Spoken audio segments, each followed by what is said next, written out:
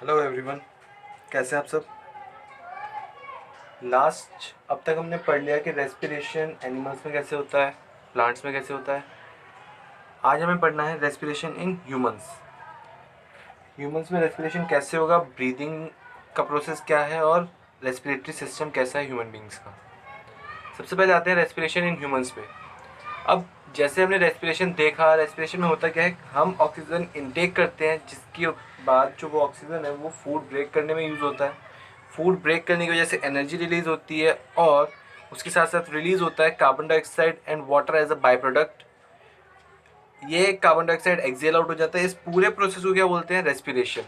इसमें जो इनहेलेशन और acceleration of carbon dioxide, inhalation of oxygen and carbon acceleration of carbon dioxide था, वो सिर्फ इन दोनों को क्या बोलते हैं, ब्रीदिंग।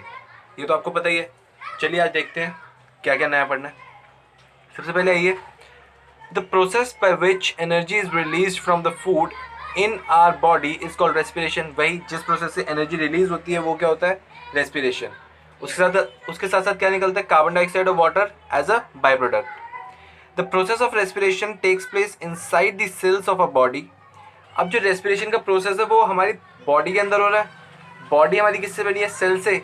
तो बेसिकली जो रेस्पिरेशन का प्रोसेस है वो हमारे सेल के अंदर हो रहा है। तो the process of respiration takes place inside the cells of our body. उसके बाद it involves our respiratory system. जब भी रेस्पिरेशन की बात करेंगे, हमने पहले ही क्लास में पढ़ लिया था, जितने भी कॉम्प्लेक्स ऑर्गेनिजम्स हैं उनके अंदर एक स्पेशल रेस्पिरेटरी सिस्टम होता है। The function of respiratory system का फंक्शन क्या है, ब्रीद इन करना ऑक्सीजन फॉर रेस्पिरेशन, ताकि एनर्जी प्रोड्यूस हो सके, producing energy from the food. और ब्रीद आउट करना carbon dioxide produced by respiration. तो ब्रीदिंग ऑर्गन ह्यूमन बींग्स में क्या होते हैं, लंग्स। हमने अर्थवॉर्म में देखा था ब्रीदिंग ऑर्गन क्या था, स्किन। अमीबा में cell membrane and that is in fishes gills. Frog में skin and lungs both. Human beings में रेस्पिरेटरी ऑर्गन कौन सा है, लंग्स, ब्रीदिंग ऑर्गन। रेस्पिरेशन का प्रोसेस एनर्जी रिलीज करने के लिए होता है। और क्या क्या रिलीज होता है, कार्बन डाइऑक्साइड, वाटर रिलीज होता है। इसके साथ साथ जब भी रेस्पिरेशन की बात करते हैं, ये रेस्पिरेटरी सिस्टम इन्वॉल्व करता है। रेस्पिरेटरी सिस्टम के टाइम पे होता क्या है, ब्रीद इन करते हैं ऑक्सीजन, जिसकी वजह से एनर्जी प्रोड्यूस होती है, और ब्रीद आउट कर देते हैं कार्बन डाइऑक्साइड। अब ब्रीदिंग को थोड़ा डिटेल में देखते हैं, ब्रीदिंग होता क्या है। Breathing is the process by which air rich in oxygen is taken inside the body of an organism and air rich in carbon dioxide is expelled out from the body. वही वो air जिसमें oxygen की मात्रा ज़्यादा है वो हम intake करते हैं, और जिसमें कार्बन डाइऑक्साइड की क्वांटिटी ज़्यादा है वो हम एक्सेल आउट कर देते हैं। इसी को क्या बोलते हैं, ब्रीदिंग। आप बचपन से पढ़ते आ रहे हो, मुझे लगता नहीं कि आपको पता नहीं होगा, लेकिन फिर भी एक बार याद करो। Breathing is the process by which air rich in oxygen is taken inside the body of an organism and air rich in carbon dioxide is expelled out from the body. आगे देखते हैं, जो हमने ऑक्सीजन इनटेक की उसे क्या बोलते हैं, इनहेलेशन। और जो हमने कार्बन डाइऑक्साइड एक्सेल आउट की उसे क्या बोलते हैं, acceleration. The taking in of air rich in oxygen into the body during breathing is called inhalation. The giving out of air rich in carbon dioxide is called acceleration. अब एक breathe का मतलब क्या होता है, एक इनहेलेशन और एक एक्सेलेशन मिला के। One breath means one exhalation plus one inhalation. Inhalation पता चल गया, इनटेक ऑफ ऑक्सीजन। एक्सेलेशन पता चल गया, exhale out of carbon dioxide. One inhalation plus one exhalation is equals to breath. यहाँ तक सिंपल था। अब ब्रीदिंग के प्रोसेस में होता क्या है, कौन कौन से ऑर्गन्स इन्वॉल्व होते हैं, कैसे होता है, ये सब पढ़ते हैं हम आगे। The process of breathing takes place in our lungs. होता कहाँ पे है, लंग्स में। लंग्स किससे कनेक्टेड है, नॉस्ट्रल से। और क्या क्या है उसके बीच में, नेजल पैसेज और wind pipe. lungs are connected to our nostrils through nasal passage and windpipe. windpipe का दूसरा नाम अगर आता है आप मुझे मैसेज कीजिए, अगर नहीं आता तो हम आगे देखते हैं अभी क्या है। when we inhale air it enters our nostrils। जब हम एयर इनहेल करते हैं उसे क्या, इट एंटर्स नॉस्ट्रिल्स, वो हमारे नॉस्ट्रिल्स के अंदर एंटर करेगी, फिर वो पास करेगी नेजल पैसेज और विंड पाइप के थ्रू, ताकि वो कहाँ तक पहुँच सके, लंग्स के थ्रू। आपने ऑक्सीजन इनटेक की, एयर इनटेक की नोज से, नोज के बाद वो कहाँ गई, नॉस्ट्रिल्स, नॉस्ट्रिल्स के बाद वो कहाँ गई, nasal passage, then wind pipe, then finally कहाँ पहुंची, लंग्स में। लंग्स कितने हैं आपके पास, दो। Our two lungs hang in an air tight space in our body called chest cavity. आपके जो लंग्स हैं वो लटक रहे हैं कहाँ पे, चेस्ट कैविटी में, around the sides of the chest cavity. अब चेस्ट कैविटी के साइड में एक रिब केज बनता है, आपको पता होगा रिब केज होता है। अब रिब्स के बीच बीच में क्या होता है, मसल्स होती हैं। मसल्स हर एक रिब के साथ अटैच होती है ताकि जब भी हम इनहेल और एक्सहेल करें तो वो मसल एक्सपैंड और कॉन्ट्रैक्ट करके आपकी इनहेलेशन में हेल्प कर सकें। और क्या है, डायफ्राम जो है वो चेस्ट कैविटी के बिल्कुल फ्लोर पे होता है। जब भी हम इनहेल करते हैं डायफ्राम कॉन्ट्रैक्ट हो जाता है और नीचे की तरफ चला जाता है, जब भी हम एक्सहेल आउट करते हैं डायफ्राम रिलैक्स हो जाता है और ऊपर की तरफ वापस आ जाता है। अब breathing involves the movement of rib cage and the diaphragm. जब भी ब्रीद इन या ब्रीद आउट करोगे तो दो चीज़ की मूवमेंट होती है, रिब केज की और डायफ्राम की। अब इन दोनों की मूवमेंट कैसे अफेक्ट करती है वो देखते हैं। सबसे पहले ब्रीद इन के टाइम पे, ब्रीद इन के टाइम पे जो मसल्स हैं बिटवीन द रिब्स के बीच में जो मसल्स हैं वो कॉन्ट्रैक्ट होंगी, जिसकी वजह से जो रिब केज है उसकी मूवमेंट होगी अपवर्ड एंड आउटवर्ड। जो रिब्स के बीच में मसल्स हैं वो कॉन्ट्रैक्ट होंगी जिसकी वजह से रिब केज की मूवमेंट होगी अपवर्ड एंड आउटवर्ड। जब भी आप इनहेल करते हो आप फील करते होगे कि जो आपका रिब केज है वो बाहर की तरफ जाता है। और डायफ्राम कॉन्ट्रैक्ट होगा जिसकी वजह से उसकी मूवमेंट कैसी होगी, डाउनवर्ड्स। इनहेलेशन के टाइम पे आपका डायफ्राम भी जो है वो नीचे की तरफ मूव करता है। दो चीज़ें हैं, रिब केज अपवर्ड मूव करेगा और आउटवर्ड मूव करेगा, डायफ्राम डाउनवर्ड मूव करेगा और कॉन्ट्रैक्ट करेगा। कॉन्ट्रैक्ट दोनों कर रहे हैं, muscles between the ribs contract causing the rib cage to move upward and down outward, diaphragm contracts and moves downward। अब इन दोनों की मूवमेंट से क्या हुआ, इंक्रीज हो गया surface space in the chest cavity. Chest cavity में अगर स्पेस इंक्रीज हो जाएगा तो लंग्स जो है वो इजीली सक इन कर सकेंगे क्या, air from the outside. Both the movements increase the space in the chest cavity and make it larger. As the chest cavity becomes larger, air is sucked in from the outside into the lungs.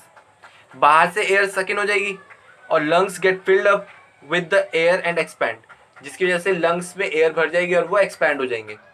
दो चीज़ें पड़ी, ribs और diaphragm की movement, दोनों की muscles contract करेंगी, लेकिन ribs की मसल्स कॉन्ट्रैक्ट करने की वजह से उसकी मूवमेंट कैसी होगी, अपवर्ड एंड आउटवर्ड। डायफ्राम की मूवमेंट कैसी होगी, डाउनवर्ड। इसका ऑपोजिट किस में हो जाएगा, ब्रीद आउट में। The muscles between the ribs relax causing the rib cage to move downward and inward and diaphragm relaxes to move upward। Muscles जो रिब्स में है वो रिलैक्स हो रही है जिसकी वजह से उसकी मूवमेंट कैसी हो रही है, डाउनवर्ड एंड इनवर्ड। डायफ्राम की मसल्स रिलैक्स हो रही है, इसकी मूवमेंट कैसी हो रही है, अपवर्ड। वहीं जहाँ पे ऊपर वाले में इंक्रीज हुआ था स्पेस, यहाँ पे डिक्रीज हो जाएगा स्पेस, और एयर वहाँ सकिन हुई थी यहाँ पे पुश्ड आउट हो जाएगी। Both the movements decrease the space in our chest cavity and make it smaller. As the chest cavity becomes smaller, air is passed out from the lungs. तो ये पोर्शन था ब्रीदिंग का, breathe in, breathe out, ribs, diaphragm, lungs, nostrils. तो ये सारी चीज़ें समझ आ गई होंगी। अब जब हमने रेस्पिरेशन पढ़ा था फर्स्ट लेक्चर रेस्पिरेशन का, तो रेस्पिरेशन में हमने देखा था कि रेस्पिरेशन के टाइम पे ब्रीदिंग तो होती है, एक चीज़ और इन्वॉल्व हो जाती है, ऑक्सीडेशन ऑफ फूड। अब ब्रीदिंग हमने पढ़ ली, अब रेस्पिरेशन सिस्टम पढ़ते हैं ह्यूमंस में कैसे होता है। सबसे पहले ऑर्गन्स तो आपको पता ही है कौन कौन से इन्वॉल्व हैं, nose, nasal passage, trachea, bronchi, lungs, diaphragm, ये सारे ऑर्गन्स इन्वॉल्व होते हैं ह्यूमन रेस्पिरेटरी सिस्टम में। अब ह्यूमन रेस्पिरेटरी सिस्टम बिगिन कहाँ से होता है, नोज से। जैसे ही आप बात करते हो रेस्पिरेशन की, नोज ध्यान में आती है, नोज से जैसे आप इनहेल करोगे, नोज में दो होल्स होते हैं, दोनों को क्या बोलते हैं, nostrils. There is a passage in the nose behind the nostrils present in the nose. जो नॉस्ट्रिल्स प्रेजेंट है नोज में, उनके पीछे एक पैसेज है। This air then goes into nasal passage, nose के अंदर दो होल्स हैं जिसे क्या बोलते हैं, नॉस्ट्रिल्स। नॉस्ट्रिल्स के पीछे एक एयर पैसेज है जिसे क्या बोलते हैं, नेजल पैसेज। जो एयर हमने सकिन की थ्रू द नोज वो ट्रांसफ़र होती है नेजल पैसेज में, और नेजल पैसेज के अंदर हेयर्स होते हैं और म्यूकस होते हैं। नेजल पैसेज के अंदर क्या होते हैं, हेयर्स और म्यूकस। अब ये हेयर और म्यूकस किस लिए प्रेजेंट है, ताकि जो हमने एयर सक इन करी है उसमें अगर कोई इम्प्योरिटीज, कोई डस्ट पार्टिकल्स हो तो ये उन्हें ब्लॉक कर सके। When air passes through the nasal passage, the dust particles and the other impurities present in the air trapped by nasal hair and mucus. तो जितने भी डस्ट पार्टिकल्स होंगे या कोई इम्प्योरिटीज होंगी वो ट्रैप हो जाएंगी नेजल हेयर्स या म्यूकस की हेल्प से, ताकि जो हम एयर इनटेक करें वो क्लीन जाए, so that clean air goes into the lungs. अब लंग्स तक पहुंचने से पहले कई सारी चीज़ें हैं। सबसे पहले है the part of throat between the mouth and wind pipe is called pharynx. अब माउथ और विंड पाइप के बीच का जो पोर्शन है उसे क्या बोलते हैं, फेरिंग्स। फ्रॉम नेजल पैसेज के बाद जो एयर है वो फेरिंग्स में एंटर करती है। From the nasal passage the air enters into the pharynx. उसके बाद वो कहाँ जाएगी, विंड पाइप। विंड पाइप का भी नाम पूछा था दूसरा, क्या बोलते हैं, ट्रैकिया। अब तक क्या हुआ, नोज से एयर इनटेक हुई, बीच में क्या पड़ा, नेजल पैसेज। नेजल पैसेज में दो चीज़ें थी, हेयर एंड म्यूकस, जिसकी वजह से क्या ब्लॉक हो रहे थे, डस्ट पार्टिकल्स और इम्प्योरिटीज़। उसके बाद थ्रॉट के बीच, थ्रॉट के पोर्शन में माउथ और विंड पाइप के बीच में एक पोर्शन होता है जिसे क्या बोलते हैं, फेरिंग्स। जो नेजल पैसेज से एयर आई है वो ट्रांसफर होती है फेरिंग्स में। उसके बाद कहाँ जाती है, विंड पाइप। विंड पाइप का दूसरा नाम ट्रैकिया। अब जो ट्रैकिया है, ट्रैकिया में अपर पोर्शन और लोअर पोर्शन में एक एक चीज़ होती है, क्या होती है वो अभी देखते हैं। सबसे पहले आते हैं, the trachea is a tube which is commonly known as wind pipe. अभी डिस्कस कर लिया, ट्रैकिया का दूसरा नाम क्या है, विंड पाइप। जो एयर आ रही है कहाँ से, फेरिंग से, कहाँ जाएगी, ट्रैकिया में। The air coming from the nostrils during breathing passes through the trachea. Nostrils, pharynx and then trachea. तो ट्रैकिया डज नॉट कोलैप्स, ये इंपॉर्टेंट है, ये क्वेश्चन आता है पेपर में, ट्रैकिया वाला। ट्रैकिया जो है वो कोलैप्स नहीं होता जब भी आप एयर ब्रीद इन नहीं कर रहे होते या ब्रीद आउट नहीं कर रहे होते। रीज़न है वहाँ पे एक रिंग्स ऑफ कार्टिलेज प्रेजेंट होती है जो आपके उस पैसेज को कोलैप्स होने से बचाती है। Trachea does not collapse even when there is no air in it because it is supported by rings of soft bones called cartilage. Trachea collapse क्यों नहीं करता, क्योंकि वहाँ पे रिंग्स ऑफ कार्टिलेज प्रेजेंट है जिसकी वजह से वो सपोर्ट प्रोवाइड करती हैं और आपका एयर पैसेज कोलैप्स ना हो। तो ये क्वेश्चन आता है 2 नंबर में या 3 नंबर में, तो याद करना, trachea does not collapse even when there is no air in it because it is supported by rings of soft bones called cartilage. Because it is supported by rings of soft bones called cartilage. I hope याद हो गया होगा आपको ये। उसके बाद 2 and बताए थे, ट्रैकिया के अपर एंड पे वॉइस बॉक्स होता है, वॉइस बॉक्स का क्या बोलते हैं, लैरिंग्स। और लोअर एंड पे वो डिवाइड होता है ब्रोंकाई में। The upper end of trachea has a voice box called लैरिंग्स. The trachea runs down the neck and divides into 2 smaller tubes called bronchi at the lower end. Upper end पे क्या है, larynx, जिसे क्या बोलते हैं, voice box. Lower end पे क्या है, bronchi. अब ये जो bronchi है वो कनेक्ट होते हैं लंग से. The 2 bronchi are connected to the 2 lungs. अब यहाँ तक हो गया, नोज आ गई, नोज के बाद नेजल पैसेज। नेजल पैसेज में 2 चीज़ें आई थी, हेयर और म्यूकस। दोनों किससे प्रिवेंट कर रहे थे, डस्ट, दोनों ब्लॉक कर रहे थे डस्ट पार्टिकल्स और इम्प्योरिटीज़ को। फिर ये एयर ट्रांसफ़र हुई फेरिंग्स में, फेरिंग्स के बाद ट्रैकिया। ट्रैकिया में अपर पोर्शन, अपर कॉर्नर पे क्या था, वॉइस बॉक्स। लोअर एंड पे क्या है, ब्रोंकाई। ब्रोंकाई फिर कनेक्ट होता है लंग से। अब आते हैं लंग्स पे। The lungs lie in the chest cavity और थोरियक कैविटी। जो चेस्ट कैविटी है उसका दूसरा नाम है थोरियक cavity, which is separated from abdominal cavity by a muscular portion called diaphragm. आपका जो रिब केज है उसके नीचे क्या है, डायफ्राम। डायफ्राम के ऊपर वाला पोर्शन है थोरियक कैविटी। डायफ्राम के नीचे वाला पोर्शन आता है एब्डोमिनल कैविटी, जहाँ पे आपका डाइजेस्टिव सिस्टम का पूरा पोर्शन प्रेजेंट है। तो जो लंग्स है वो कहाँ लाई करते हैं, चेस्ट कैविटी में या फिर थोरियक कैविटी में। और उस थोरियक कैविटी को सेपरेट करता है एब्डोमिनल कैविटी से कौन, डायफ्राम। लंग्स प्रेजेंट है चेस्ट कैविटी में, उसका दूसरा नाम क्या है, थोरियक कैविटी, जो कि सेपरेट होती है एब्डोमिनल कैविटी से with the help of a muscular portion called diaphragm. अब जो ब्रोंकाई था, ब्रोंकाई प्लूरल है, उसका सिंगुलर क्या होता है? ब्रोंकस। अब जो हर एक ब्रोंकस है वो डिवाइड होता है लंग्स में to form large number of, उसके अंदर भी डिवीजन है, क्या बनते हैं? ब्रोंक्यूल्स। ब्रोंकाई कनेक्ट हुआ लंग्स से, लंग्स के अंदर फर्दर डिविजन आए किसके? ब्रोंक्यूल्स। ब्रोंक्यूल्स का जो स्मॉलेस्ट एंड होता है,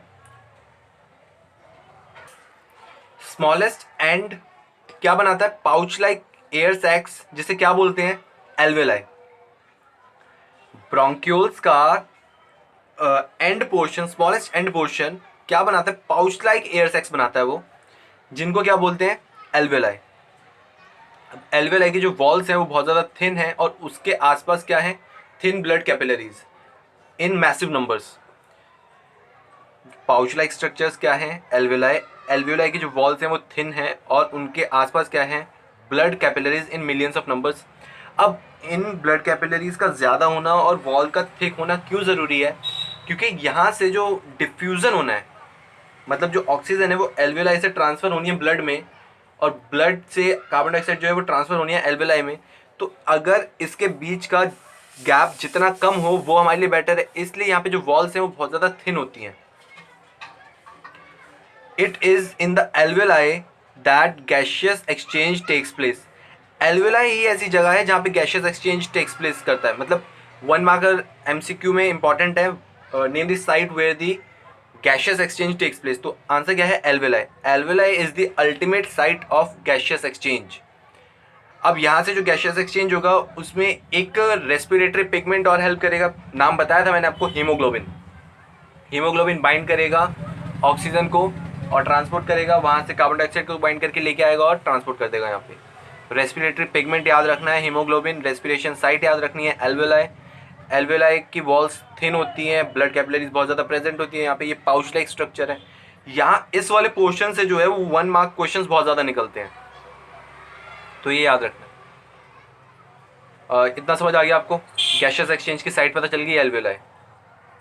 उसके बाद आगे देखते हैं।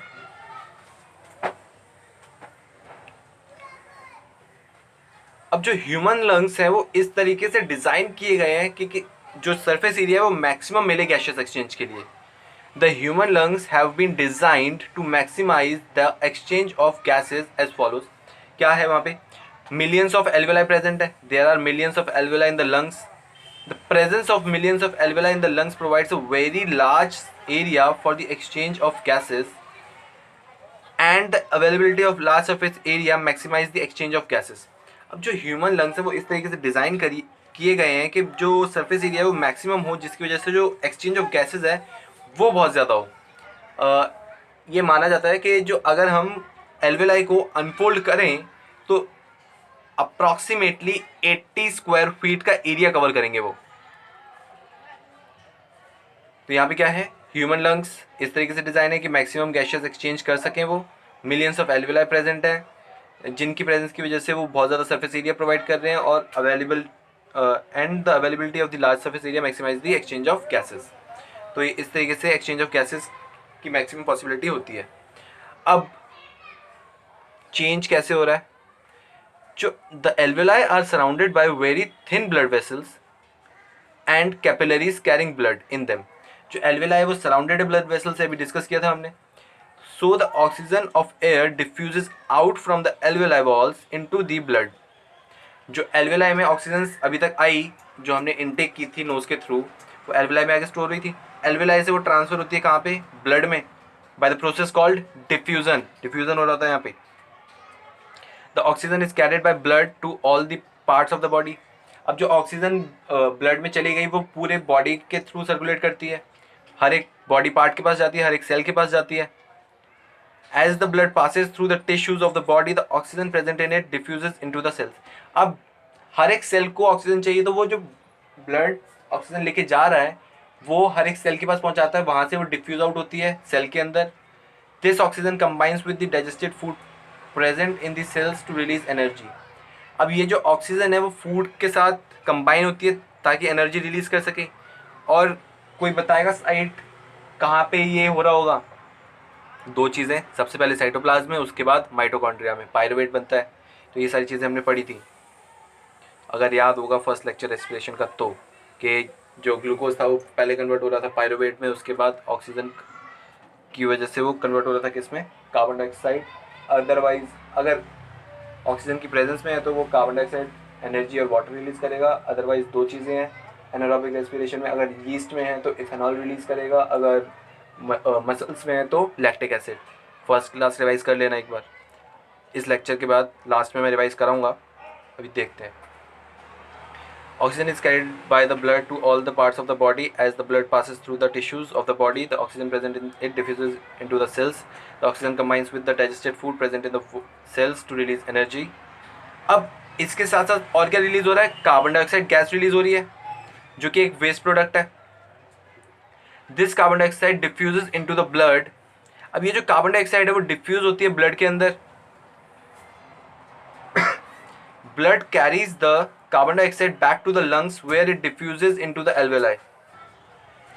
When we breathe out air, the diaphragm and the muscles attached to the ribs relax due to which our chest cavity contracts and becomes smaller. वही जो अभी हमने ब्रीद आउट के टाइम पे पढ़ा था, जब भी हम ब्रीद आउट करते हैं जो डायफ्राम है और मसल्स हैं जो रिब्स से अटैच हैं वो रिलैक्स होती हैं, जिसकी वजह से जो एयर कैविटी है और चेस्ट कैविटी है वो स्मॉल हो जाती है। और this contraction movement of chest pushes out carbon dioxide from the alveoli of the lungs into the trachea, nostrils and then out of the body. वही ब्रीद आउट का पूरा प्रोसेस है इनटू द एयर। और इस तरीके से जो आपका रेस्पिरेशन है वो कंप्लीट होता है। एक बार रेस्पिरेशन रिवाइज करते हैं क्या हुआ था। रेस्पिरेटरी ऑर्गन्स कौन कौन से हैं, nose, trachea, larynx, pharynx, lungs, bronchi, bronchioles, alveoli, ये सारे क्या हैं, ऑर्गन्स हैं।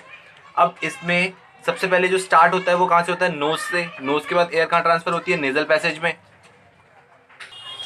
नेजल पैसेज में क्या प्रेजेंट है, हेयर एंड म्यूकस प्रेजेंट है, जो किसकी मूवमेंट ब्लॉक करता है, जितने भी डस्ट पार्टिकल्स हैं या फिर जितनी भी इम्प्योरिटीज हैं उनकी मूवमेंट वो ब्लॉक करता है। उनकी मूवमेंट ब्लॉक करने के बाद जो प्योर एयर है वो आगे फर्दर ट्रांसफर होती है टू फेरिंग्स। अब जो फेरिंग्स है वहां पे, एक सेकेंड, कहाँ पे थे हम, अच्छा, फेरिंग्स कहाँ प्रेजेंट है, माउथ और विंड पाइप के बीच में। जो नेजल पैसेज है वहाँ से एयर ट्रांसफर हुई आपके फेरिंग्स में। फेरिंग्स के बाद वो जाती है ट्रैकिया में। ट्रैकिया का जो अपर पोर्शन है, अपर एंड है, वहाँ पे क्या प्रेजेंट है, वॉइस बॉक्स। और लोअर एंड पे क्या प्रेजेंट है, ब्रोंकाई। ब्रोंकाई फर्दर कनेक्ट होती है लंग से, उसमें फर्दर डिवीजन आती है bronchioles and then smallest air like sacs called alveoli. Alveoli ही वो साइट है जहाँ पे एक्सचेंज ऑफ गैसेस होती हैं। एल्वेलाई की वॉल्स जो है बहुत ज़्यादा थिन होती है और उसके आसपास क्या है, ब्लड कैपिलरीज। यहाँ पे एक्सचेंज होगा गैसेस का, ऑक्सीजन ब्लड में ट्रांसफ़र होगी, वो ब्लड हर बॉडी सेल के पास जाएगा, वो सेल और सेल्स उस ऑक्सीजन की हेल्प से फूड ब्रेक करेंगे, एनर्जी रिलीज़ करेंगे और उसके साथ रिलीज़ होगी carbon dioxide as a by product और वेस्ट मटेरियल। फिर वो फर्दर ट्रांसपोर्ट होगी ब्लड के थ्रू, एल्वेलाई तक जाएगी, वहाँ पे फिर से एक्सचेंज ऑफ गैसेस होगा, फिर वो कार्बन डाइऑक्साइड रेस्पिरेटरी पैसेज के थ्रू एक्सेल आउट हो जाएगी। तो ये पूरा प्रोसेस था रेस्पिरेशन का। हमारे दो टॉपिक कवर हो चुके हैं, न्यूट्रिशन एंड रेस्पिरेशन। अब नेक्स्ट क्लास में हम स्टार्ट करेंगे सर्कुलेशन। न्यूट्रिशन और रेस्पिरेशन का कभी भी सरप्राइज टेस्ट हो सकता है, तो रेडी रहना। अब इसके बाद आप रेस्पिरेशन की भी पूरी असाइनमेंट कंप्लीट कर सकते हो, तो वो भी पूरी होमवर्क में है। और न्यूट्रिशन की असाइनमेंट जिसकी कंप्लीट हो गई है वो व्हाट्सएप करो मुझे। बाकी मिलते हैं नेक्स्ट क्लास में, बाय बाय।